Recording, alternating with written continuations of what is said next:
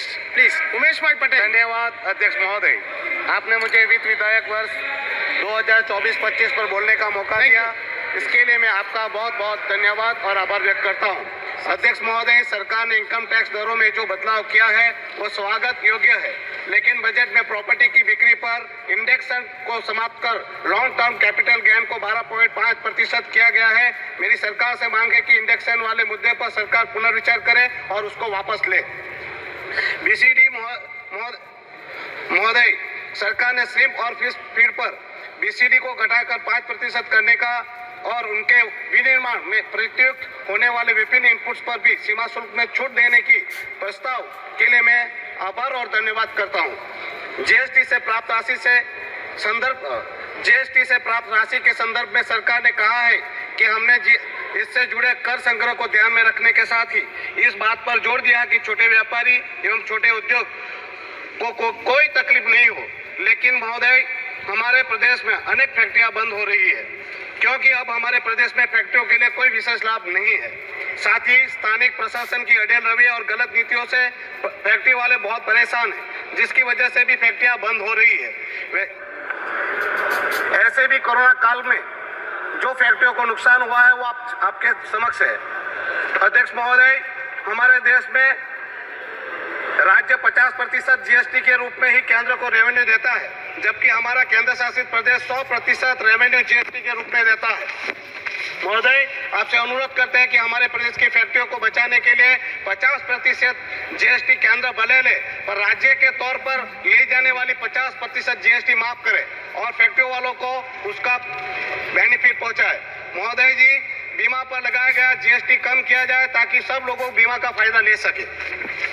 महोदय जी, हमारे प्रदेश में सुगम वाहन व्यवहार के लिए एवं गुजरात से कनेक्टिविटी के लिए हमें नानी दमन से पेड़िया से कोल्लक गुजरात से जोड़ने वाला ब्रिज, जम्पर को मोटी दमन से फंसा गुजरात से जोड़ने वाला ब्रिज बनाने के लिए बजट दिया जाए। साथ ही नानी दमन के नमो पथ को मोटी दमन के राम सेतु से जोड़ने के लिए केबल ब्रिज के निर्माण के लिए भी बजट दिया जाए।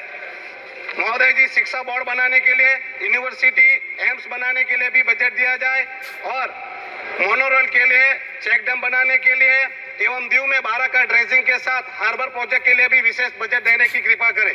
महोदय जी, सरकार एफडीआई द्वारा विदेशी इन्वेस्टमेंट बढ़ाना चाहती है और हमारा प्रशासन हमारे ओसीआई पासपोर्ट धारक भाइयों के काम धंधे बंद करवाने के नए नए नियम बनाती रहती है।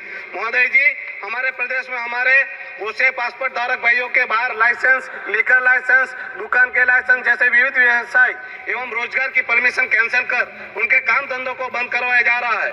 ऐसे में क्या ऐसे ही एफडीआई इन्वेस्टमेंट बढ़ाया जाएगा? अध्यक्ष महोदय जी, मेरा आपके माध्यम से भारत सरकार से आग्रह है, एफडीआई इन्वेस्टमेंट बढ़ाने के लिए हमारे प्रदेश में हमारे ओसीआई पासपोर्ट धारकों को विभिन्न व्यवसाय एवं रोजगार की परमिशन कैंसिल नहीं की जाए। निवेशकों में अच्छा संदेश जाएगा कि वो देश में इन्वेस्ट करने के लिए तैयार भी रहेंगे, तो हमारे ओसीआई पासपोर्ट धारकों को विभिन्न व्यवसाय करने की अनुमति दी जाए।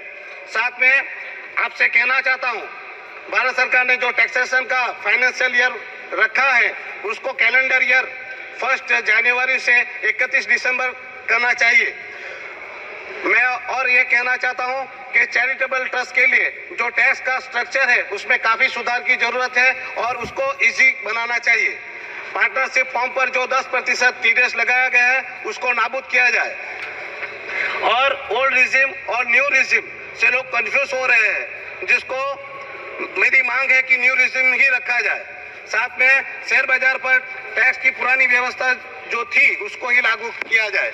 मैं सर आपसे कहना चाहता हूं कि सरकार वित्तीय घाटा घटाना चाहती है और हमारे प्रदेश में प्रोजेक्ट पर जो भी लागत है उस पर 40-50% ऊपर जाकर टेंडर दिए जा रहे हैं और कार्य समय सीमा पर पूरा न कराकर 2-3 साल के लिए आगे बढ़ाए जाते हैं, जिससे विकास राशि का भी बहुत सारा नुकसान होता है। तो आपसे रिक्वेस्ट है कि उस पर भी ध्यान रखा जाए।